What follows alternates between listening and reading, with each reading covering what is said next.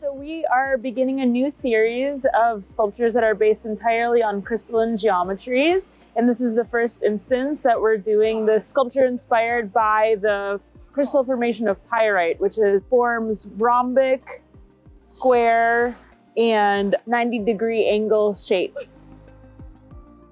What our work really starts with is a spark. It's an interesting moment that we find, whether it be in mathematics and geometry, in patterns inspired by nature, or in the history of pattern making and design through different cultures. We often start with like an interesting subject and then just kind of scratch like deeper and deeper under the surface until we find something that we can really showcase on a larger scale and blow up like a single concept to be really big. What is really exciting about showcasing this type of geometry is that it is actually based on the molecular structure of these geometric objects.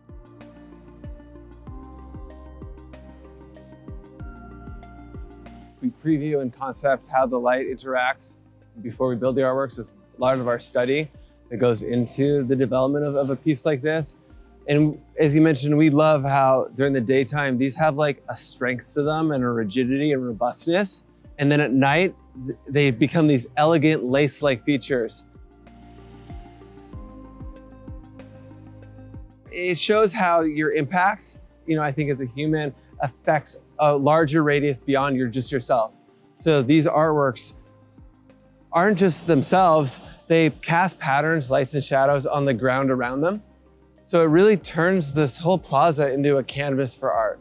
So it affects the buildings, the environment, and that's, I think, we like to feel that how art can have an impact on the viewer. Artists are often scientists, whether they're mixing colors, whether they're experimenting with new materials. And I think that it is our responsibility to showcase these scientific concepts in a way to inhabit the emotion of wonder or of curiosity, and how we can pass that along to people who are just walking by, whether they're tenants of the building or if they're just walking through this public square. We hope that people stop for a second and consider the geometries and invoke an emotion of wonder, curiosity about the world.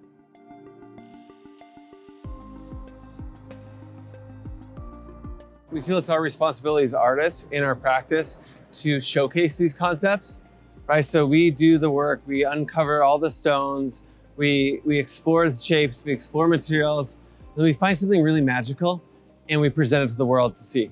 And that's kind of how we treat our practice as stewards of geometry and showcasing these concepts at a scale like this in public places. Our work, the heart and soul of our practice is doing work in public squares and public areas to make our artwork accessible to all.